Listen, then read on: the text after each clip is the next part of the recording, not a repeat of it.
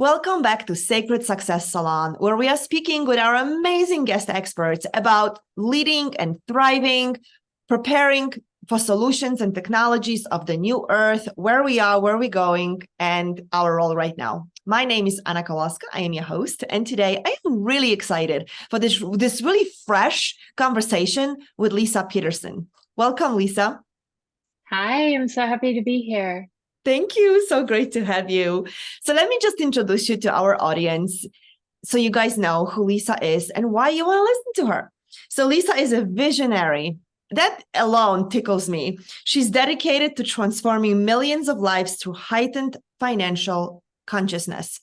She's a writer, she's a facilitator. You can read more about who Leisa is below this video, and let's get into the conversation. So, Leisa, you said you just came back from traveling all over the world for 6 months and observing humanity in essence. Yes. Which I love. I mean, what a powerful way to even notice where are we and what the opportunity is while we are going through this beautiful awakening process. So can you shed a light, and especially if there is something you see that we can begin to connect with conversation about prosperity, that would be amazing. I think the biggest thing that can guide even our conversation is the fact that the society that most of us come from is very oriented to scarcity. And because it's everywhere, it's in the conversations, it's in the culture, it's in the education, it's in our families, it's everywhere, we don't realize the ways that it's impacting our lives. And I've spent the past 10 years studying scarcity and trying to understand what are the patterns that consistently show up and how we break free of those. And funny enough, I took a client of mine back in May to Paris as a thank you, because her story was the story that really inspired the Mindful Millionaire book. And it was this beautiful trip. And she has not had the kind of financial success at the level that I have. And it was funny because what I saw in our experiences together was just one of those shadows that I hadn't even uncovered for myself, even though I had written the book. I am a self-made millionaire for 20 years now. And when we were on the trip, one of the things that I noticed that she did consistently was whenever I would ask her, hey, do you want to do this? Do you want to go there? Do you want to, go experience this? Her answer was always universally yes. And I enjoyed it so much, but it wasn't until the end of the trip that I realized how often it was just a habit that had been taught to me to say no, even though I wanted to say yes. And I think that it's a perfect example of how scarcity shows up without us even realizing it, because it wasn't a question of spending the money or how much something costs. Many times we can afford it. We can find the money for things that matter to us. What I think our problems stem from is that automatic reactive response of no, like, no, this isn't possible. No, I can't do that. And for the past 10 years, when I left my corporate career and started this company, over and over and over again, I'm constantly pushing myself to not do the no's, to say yes, and then figure it out. And I feel like that's a great example of what we can be looking more at in our lives if we want to live more, with more prosperity. It seems so simple, right? Like just start saying yes to things. But I think what you just brought up is, and it is so great, you are programmed to first say no, right? For whatever. And I'm thinking, I'm like, as you are saying, I'm like, wow, are we saying no because we don't know how much? Are we saying no because we don't know the investment of time or energy? But immediately no, so we don't get in trouble for some reason, right? To me, it's like right away, don't get in trouble if you say yes, and then you can't pay for it, or you don't have enough time, or right? Yes, exactly. And it's not that we lose our ability to discern, right? Because there are going to be times when no is the best Yeah. answer, of course. Mm-hmm. But what I saw in that trip, and it was interesting because I didn't have the realization of how good this felt until I was flying home and I was watching a movie with Bill Nighy. Oh gosh, I can't remember the name of the film, but I can get to you. And he gets like a death sentence, and he has lived this very small, constricted life, and all of a sudden he's told he has 6 months to live, and he changes his whole entire perspective of everything. And I'm watching him, and I just start, tears just start coming out of my eyes, and I'm like, oh, this is still what I was learning from Jenny. Like, I hadn't totally understood that there was still a part of me that was saying no, and I needed to see this guy change his whole perspective and how he responded to situations with just a simple, yes, we can do this. Yes, we can find a way. Yes, it's possible. And I guess the point too is that even though I've been working on this for 10 years, it took, all those years of doing this to see that there was still places that I could uncover. And it's changed my life, and even how I've traveled ever since then, because I ended up going to several countries and seeing people, and just continuously watching myself say no at first, and then saying, girlfriend, there's something going on here. Where's the opportunity to say yes? And every time I did it, I'd have breakthroughs, and often tears, because I'm like, oh, I just overcame another one. Yeah. I think it's so powerful, especially because of where we are right now in, humanity timeline, and that we are stepping into a whole new way of being on planet Earth. And so many of us really don't know, like, we can't do what our parents have done, or we can't do what we have done up until now. There is a whole new layer of possibility. So even with this is so great. I didn't know we are going to go there, but I love this direction.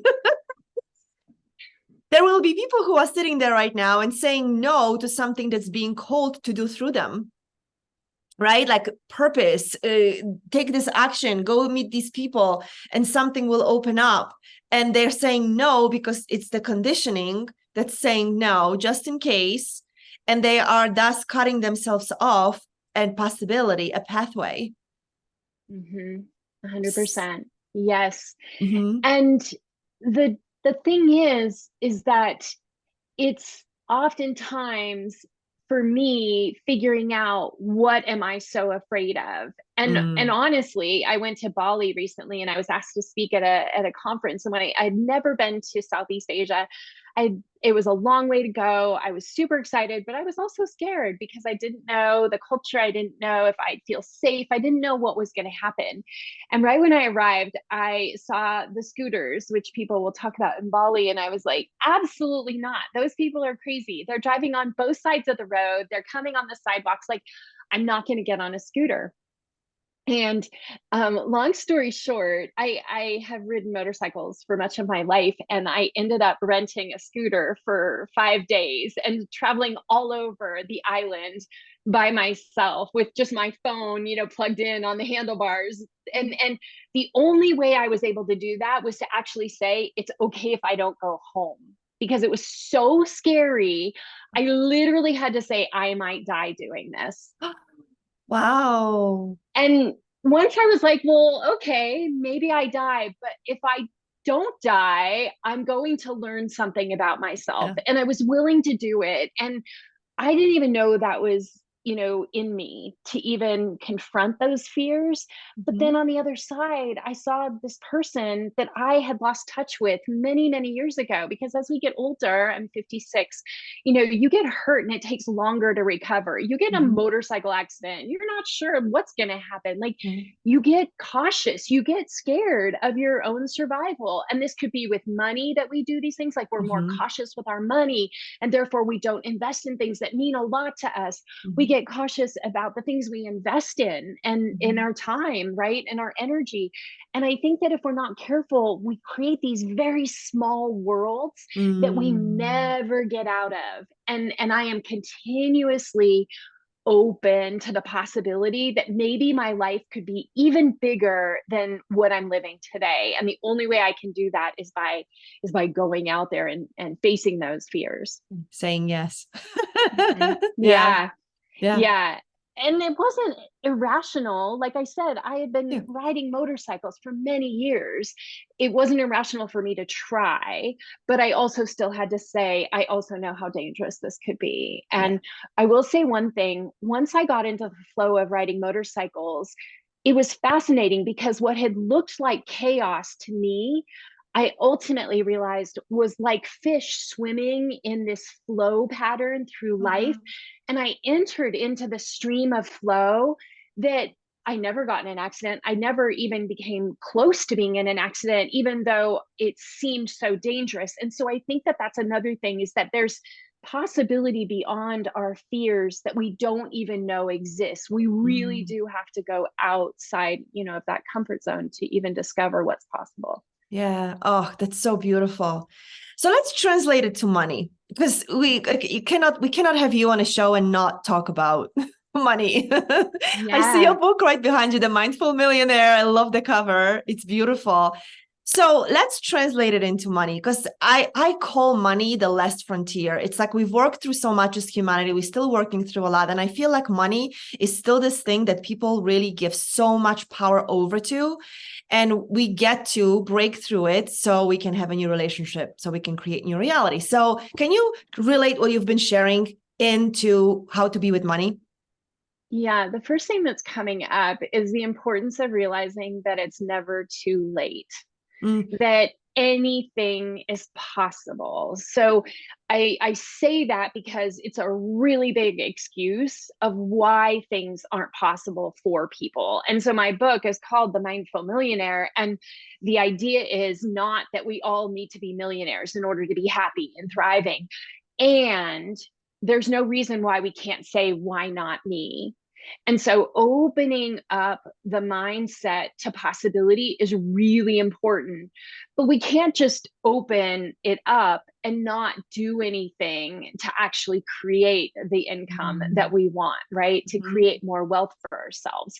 And I think that the biggest thing that I've learned, having worked with people and money for 3 decades now, and having built, come from very little and been able to build wealth, is that we need to be very clear that value creation in the world is where money comes from. That if you are not creating substantial value in the world, even if you make money in the short term, it will not sustain the test of time, right? oh, so So good. we Hmm. have to always, like, the reason the Mindful Millionaire book has done well, right? You think of all the books that are published, all Hmm. over the world. um, the reason that that book has done well and made a big impact in people's lives is I looked at all the money books out there, and I said, where do all of those money books fall short? And they're not actually helping people. I looked at the places where I could see holes of opportunity that Hmm. other people hadn't explored. And when we do that kind of thing, that's when we get into creating value. Because if I just say the same thing that everybody else has said, I'm not creating any more Yeah. value in the Yeah. world. It's by Hmm. truly spending the time doing the research to find out what is your own unique perspective on this thing. Hmm. Why have you been able to overcome the odds? Unpack it, Hmm. figure out the nuances, the differences, and then feel comfortable enough to share those differences. Because I was a certified financial planner for many years. I have the designation, but I don't manage people's money. And the idea that I was going to write a book that taught people about money, and I was going to talk about the chakras, would be often, I mean, I was really concerned that I would be looked upon as being really crazy by my peers in the financial services Yeah. industry. But I knew that there was something here that was building upon universal truths. It was completely different than anything anyone had ever talked about, but I knew it worked, and I tested it for years. Hmm. And ultimately what came together was a body of work that shows people a different way. Maybe just learning about personal finance isn't enough for them. I was like, I get it, I totally get it. What if we bring spirituality, we bring our experiences of money together, and we start uncovering, like, where are we stuck? And then once we realize that we're stuck, how can we start to do things differently with our money? Because Mm-hmm. that's the next step is we get our understanding of our mindset straight. And now we're like, okay, what am I going to create that's substantially valuable in the world? And the next piece is, how can I make sure that I am charging sufficiently for that value being created? And honestly, like that's what I've done over and over and over for the past 30 years to be able to build the wealth that I have. What was your, so good. I mean, you said so many things that are just so powerful and so much truth in it. What do you think your biggest shift was when so you were a financial planner and then you open up to the spiritual truths and begin to work with energy. What do you think was your biggest breakthrough when you were shifting and merging the worlds? I'd have to say it was the fact that even though all of those kind of naysayer voices were present, that I had to believe in what had helped me would help other people. And the thing that I had to do was I had to give myself a promotion in the belief that I did know more than other people about this topic, and that I could make a valuable contribution in the world, and that the naysayers were not going to control my ability to put myself out there. And even if I was ostracized, or even if it wasn't well received, I knew in my heart that it did work, and that was enough. And I believed in that more than anything else. And so, that's the thing, is so often people have great ideas, but they're not willing to like believe in it 150%. Like, I will take this to my grave with me, even if nobody gets it. Like, I'm okay with that. And honestly, when the book came out, the economy, I'll say it didn't, the book and the way the book came out in the middle of the pandemic wasn't what I had expected. We were likely to go into an economic downturn in 2020 had the pandemic not happened, kind of what we're facing right now. Yeah. But then all this money got flooded into the economy, and the book was written more for times of stress with money, not when everybody's flush with a lot of cash. Yeah. And so the book did well, but it's actually doing better now than it was when it first came out because of the economic situation. But what I will say is that was really hard on me, because I was like, all these things that I believed in didn't actually work out the way that I thought with the book. And it, they talk about like postpartum, depression. I was like post-book depression. And I had to really learn about myself in the context of like, well, who are you if something doesn't work the way that you thought it was going to work? Can you still show up every day with a smile on your face and find the wins every step of the way? And what I will say is 3 years later, the book is doing better. I'm being given awards, I'm being given opportunities, and clients are coming to me. And I'm like, wow, I had no idea that, I needed to wait a bit, and we're signing deals. We just did a deal. The book is going to be published in India. We just signed a deal. The book is going to be published in Brazil in Portuguese. Like, things are happening years later. And so I guess my point would be, we give ourselves promotions, but we don't know how long it might take to actually have it materialize, or if it ever will. But I was okay with that. Yeah. Wow. There is so much. So I'll ask you a question, but I want to pull forward what you just shared, because even in just first of all, just rewind, watch the whole thing, because Leisa, you have shared so much already. But the things that really strike me is, one, you gave yourself promotion. I think a lot of people do get stuck in, is this thing valuable? Even though they know because it worked for them, they get stuck in, is this valuable? So that's the first place people get stuck. So encouragement, you get to give yourself promotion. But then even when you do move forward, pandemic happens, and it could be okay if things didn't work out in one country. That was a global event. So right, it's not like you could do it in another country. That was a global event. Yet enough time has passed, things have shifted, and now your book is right. It is. I mean, people right now a lot of people are in fear about money. To get access to your book and to read your wisdom, I mean, it's really, really powerful. So, wow. So you had to hold the vision for 2 years, roughly, because I'm thinking beginning of pandemic to where we are right now, 3, but I'm giving a little bit of padding, right? So 2 years you had to keep believing it, even though the climate, the environment wasn't ideal for what you had thought. Yeah. Yeah. And trust that if you change one person's life, especially in the context of a book where somebody writes to you and says, I've done everything you recommended in the book, and here's what's happening for me, like they've never met me before. Watching those stories come in throughout, over this several year period was like always a reminder that it didn't really matter if the idea that I had in my head was materializing, because what happened and in the impact it was making was already bigger, than I think I ever could have totally understood. Like, we just don't know things until we go through them. And so keeping the spirit alive and believing that everything has a time, and sometimes the times change, and that's okay. And it's only now that I'm ready to start writing another book, because I had to mature a lot through the process of what's happened. Wow. What's your vision for humanity and money and our relationship and with money, financial system as we keep evolving? I think it's twofold. Number one is that the more people understand that the events that are happening on the planet, every single one of them relate to money.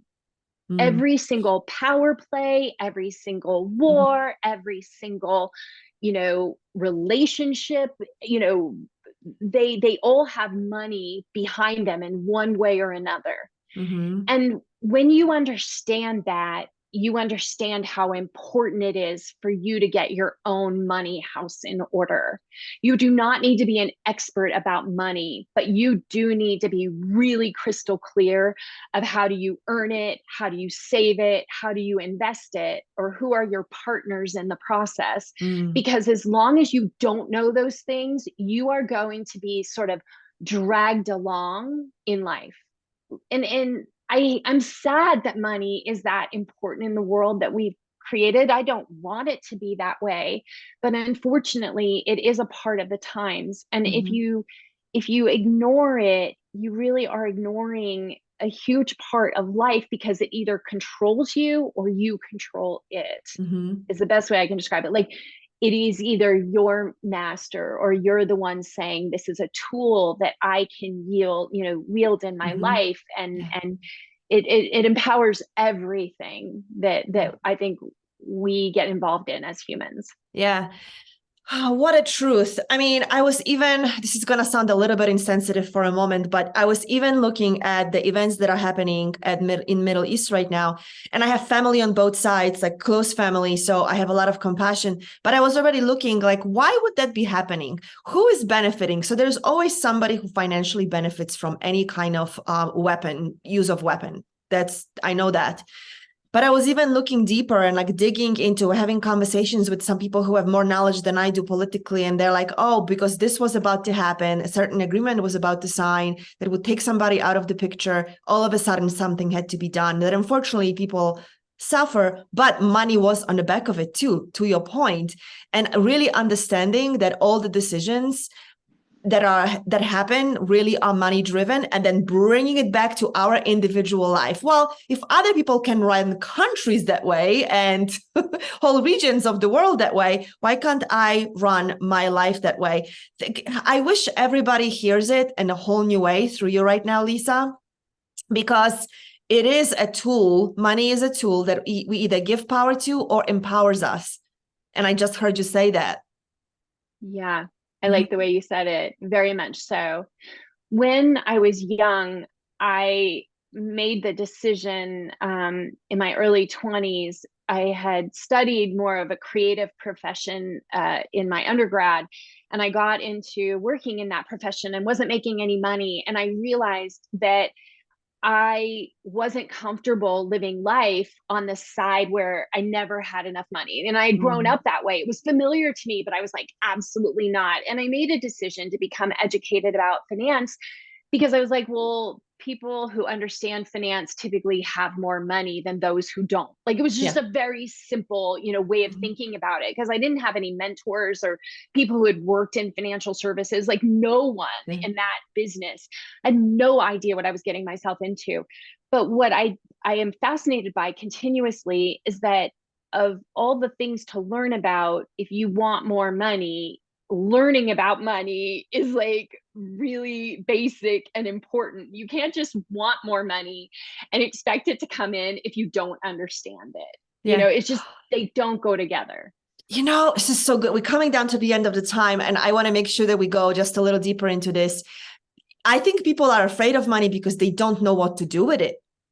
So to your point, educate yourself. And I tell people all the time, I'm like, it doesn't matter if your business, and my clients, I'm like, it doesn't matter if your business is making 5 figures a month, or or you're like going towards, 7 figures.